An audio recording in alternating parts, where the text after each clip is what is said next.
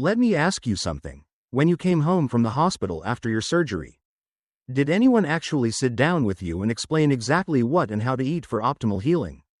Or were you just handed a generic pamphlet about eating healthy and sent on your way? If you're nodding your head, you're not alone. After working with hundreds of seniors through their post-surgical recoveries, I've learned that proper nutritional guidance is often the missing piece in the recovery puzzle, especially for those of us over 70. Here's what most doctors don't tell you. The nutritional needs of a 70-plus-year-old recovering from surgery are dramatically different than those of a younger person. Your body is trying to heal while simultaneously dealing with age-related changes in digestion, metabolism, and nutrient absorption. That fatigue you're feeling? Those slow healing incisions? The frustration of not bouncing back as quickly as you'd hoped? Much of it comes down to not giving your body the specific building blocks it needs during this critical recovery window.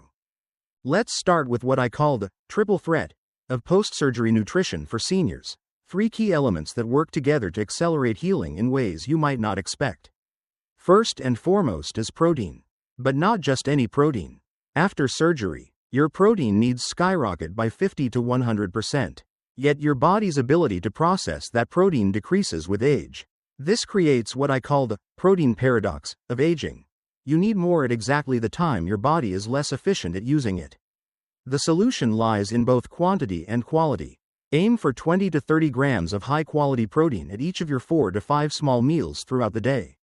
But here's the critical part.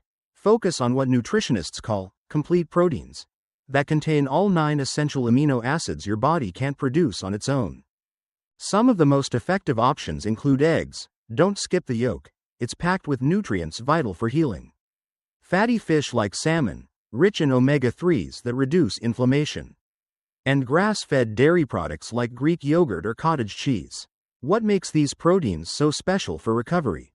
They contain high levels of leucine, an amino acid that's particularly effective at stimulating muscle protein synthesis, crucial when you're losing muscle mass from being less active during recovery. One of my clients, an 82-year-old woman recovering from hip replacement surgery, started adding 2 eggs and a slice of cheese to her breakfast, along with a mid-morning Greek yogurt. Within 10 days, she reported significantly more energy and was able to reduce her pain medication by half.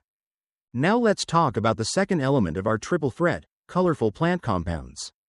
After surgery, your body experiences what's called oxidative stress, essentially an overload of damaging molecules that slow healing. This is where berries and deeply colored vegetables become your secret weapons. The pigments that give blueberries, blackberries, and raspberries their vibrant colors are actually powerful antioxidants called anthocyanins. These compounds act like microscopic firefighters, neutralizing the oxidative stress caused by surgery. Studies from the University of North Carolina found that patients who consumed at least 1 cup of mixed berries daily after surgery experienced 30% faster wound healing and required significantly less pain medication. But here's an important tip: go for variety. Different colored berries and vegetables contain different healing compounds. Blueberries are packed with memory-protecting antioxidants, while blackberries are particularly rich in vitamin C, crucial for collagen formation in healing wounds. And raspberries contain ellagic acid, which helps reduce inflammation. Frozen is just as nutritious as fresh, and often more economical. Try blending a mix with some Greek yogurt for a protein-packed recovery smoothie. Or stir them into oatmeal along with some ground flaxseed for an extra fiber boost to counteract the constipating effects of pain medications. The third element of our triple threat is perhaps the most overlooked: strategic hydration. After 70, your thirst mechanism becomes less sensitive just when surgery makes proper hydration more critical than ever. Dehydration after surgery isn't just about feeling thirsty. It can lead to dangerously thickened blood, increasing clot risk, urinary tract infections, and even confusion that's often mistaken for dementia. The standard 8 glasses a day advice doesn't account for post-surgical needs or the decreased kidney function that comes with age. Instead, try this more personalized approach. Take your weight in pounds, divide by 2, and aim for that number in ounces of fluid daily. For a 150-pound person, that's 75 ounces. But here's the key: spread it steadily throughout the day rather than trying to catch up in the evenings. Some particularly healing options include herbal teas, chamomile or ginger for nausea. Homemade bone broth, packed with collagen to support joint healing. And water with a squeeze of lemon. The vitamin C helps with iron absorption from your meals. One trick that works wonders for my clients is setting up hydration stations around the house, small glasses or bottles of water placed where you naturally spend time. Like by your favorite chair, bedside table, or near the television. This visual reminder makes it much easier to sip consistently throughout the day. Now, let's address one of the most common complaints I hear from seniors recovering from surgery: lack of appetite. When food just doesn't sound good, try these 3 strategies. First, focus on smell and presentation. Our sense of smell diminishes with age, but it's crucial for appetite stimulation. Try warming foods to enhance their aroma, or keep some fresh herbs like basil or mint nearby to sniff before eating. Second, make every bite count by choosing nutrient-dense foods. Think avocado instead of lettuce. Nut butter instead of plain toast. Third, don't force large meals. Several small snacks throughout the day often work better than 3 big meals when your appetite is low. One of the most powerful tools in your post-surgery recovery diet is something you might not expect: healthy fats. After decades of low-fat diet messages, this can surprise people, but quality fats are essential for healing. They help absorb fat-soluble vitamins, A, D, E, and K, that are crucial for wound healing and immune function. Some top choices include extra virgin olive oil, great for salad dressings or drizzling on vegetables. Avocados. Try mashing with some lemon juice as a sandwich spread. And nuts, seeds, almonds and walnuts are particularly beneficial. These fats also help stabilize blood sugar, preventing energy crashes that can make recovery feel more difficult. Timing matters too. Your body is most receptive to nutrients earlier in the day, so front-load your calories. Have your largest meal at breakfast or lunch rather than dinner. This aligns with your natural circadian rhythms and can lead to better nutrient absorption. One study of post-surgical patients found that those who consumed 30% of their daily protein at breakfast healed significantly faster than those who ate most of their protein at dinner. As we move forward, we'll dive deeper into specific meal plans, the surprising foods that can interfere with healing, including some healthy ones you might not suspect, and how to adapt these strategies if you're dealing with diabetes or other chronic conditions. But for now, start with these fundamentals: quality protein at every meal, a rainbow of colorful plants, strategic hydration, and don't fear healthy fats. These simple changes can make a dramatic difference in how quickly and completely you recover. Remember, healing isn't just about resting, it's about actively nourishing your body with exactly what it needs to rebuild. And you're worth that care and attention. You know that frustrating feeling when you're doing everything the doctor said: resting, taking your medications, trying to eat right, but your recovery just seems to be moving at a snail's pace? What if I told you there's a missing piece in most post-surgery recovery plans? Something so simple yet so powerful it can actually help you heal faster and regain your strength more completely? It's not a miracle drug or some expensive supplement. It's something far more fundamental: the way you're combining foods at each meal to maximize their healing potential. Let me share with you what I've learned from working with hundreds of seniors through their surgical recoveries. After 70, your body doesn't just need nutrients, it needs those nutrients delivered in the right combinations and at the right times to overcome age-related changes in digestion and absorption.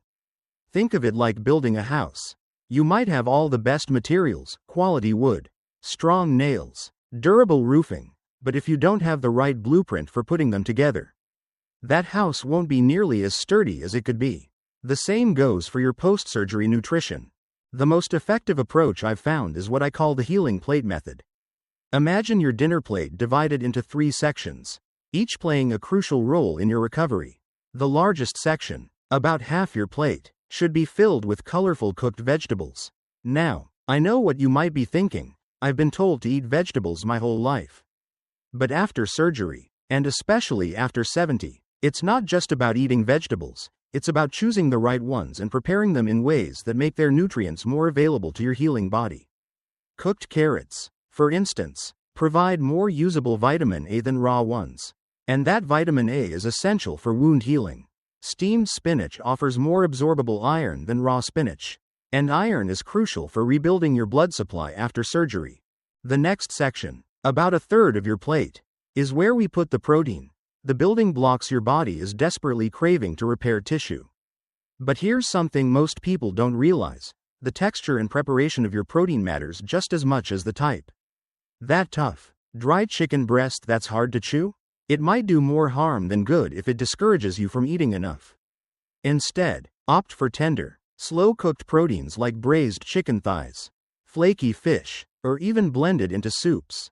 One of my clients, an 81-year-old man recovering from heart surgery, found he could tolerate nearly twice as much protein when it was served in a creamy soup made with bone broth compared to traditional grilled meats. The remaining small portion of your plate is for what I call energy sustainers, whole grains or starchy vegetables that provide steady fuel without spiking your blood sugar. This is where foods like mashed sweet potatoes, oatmeal, or quinoa come in. They're not just fillers, they help regulate your energy levels throughout the day, preventing those crushing fatigue crashes that can make recovery feel so much harder. Now, let's talk about one of the most powerful yet underutilized recovery foods: bone broth. This isn't the same as the canned broth you might use for cooking. Proper bone broth, simmered for 12 to 24 hours, is packed with collagen, gelatin, and minerals that are like superfoods for your healing body. The glycine in bone broth helps your liver process and eliminate anesthesia medications more efficiently. The collagen supports not just your skin's healing, but also the repair of tendons and cartilage, something particularly important after joint replacement surgeries. And the minerals help replenish what's lost during the stress of surgery and recovery. One simple way to incorporate it is to start your morning with a warm cup of bone broth instead of coffee. It's gentler on your stomach and provides nutrients when your body is most receptive to them.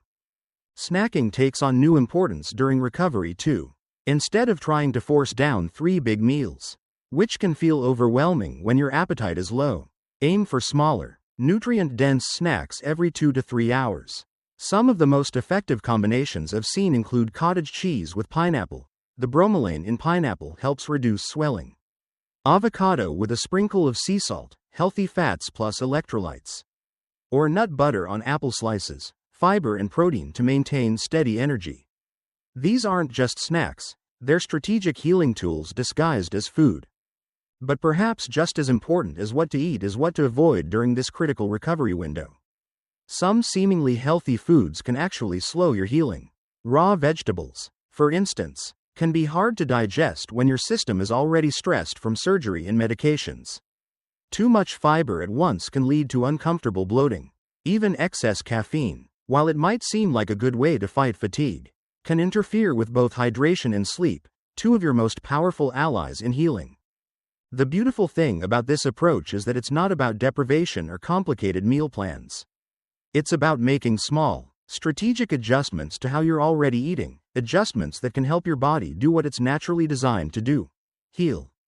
And when you give your body these optimal conditions for recovery, something remarkable happens. Energy returns a little faster, strength comes back more completely, and that frustrating gap between where you are and where you want to be in your recovery starts to close day by day.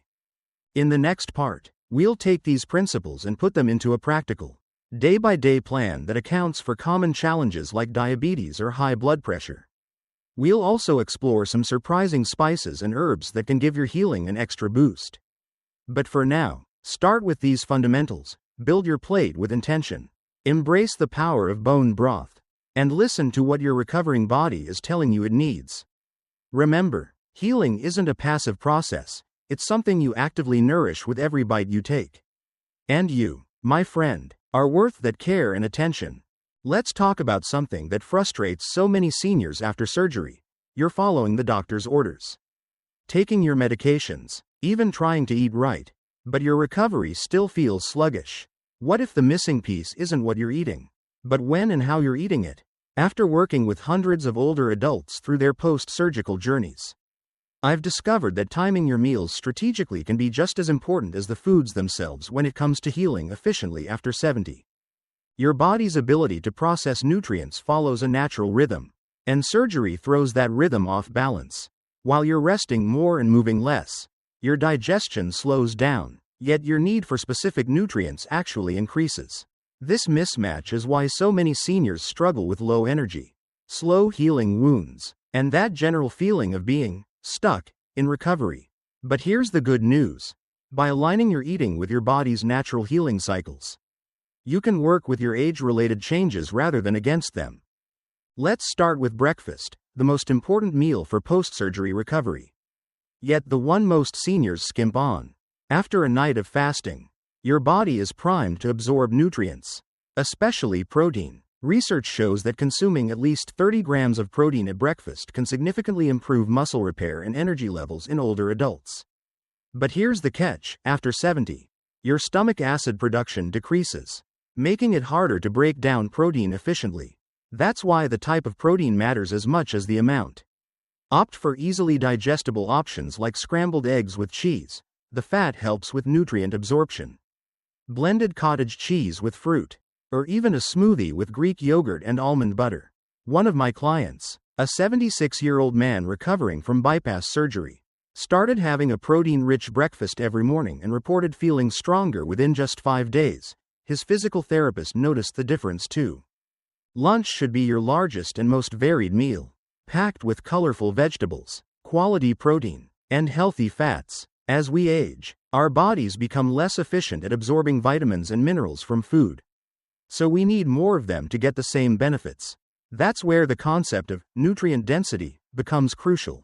Instead of filling up on empty calories like white bread or crackers, focus on foods that deliver maximum nutrition per bite. Think roasted salmon with steamed spinach and mashed sweet potatoes, or a hearty stew made with tender chicken, carrots, and lentils. The warmth of cooked foods also makes them easier to digest, which is especially helpful if surgery has left your stomach feeling sensitive. Now, let's talk about dinner, the meal that often causes the most problems for seniors in recovery. Eating too late or too heavily can interfere with sleep, which is when your body does its deepest healing. Aim to finish dinner at least 3 hours before bedtime, and keep the meal lighter but still nutrient-rich. A perfect example? A small portion of grilled fish with roasted zucchini and a side of quinoa. The tryptophan in the fish promotes sleep. The zucchini provides magnesium to relax muscles, and the quinoa offers steady energy through the night. But meals alone aren't enough. Strategic snacking bridges the gaps and keeps your energy stable. The key is choosing snacks that combine protein with healthy fats or fiber to sustain you.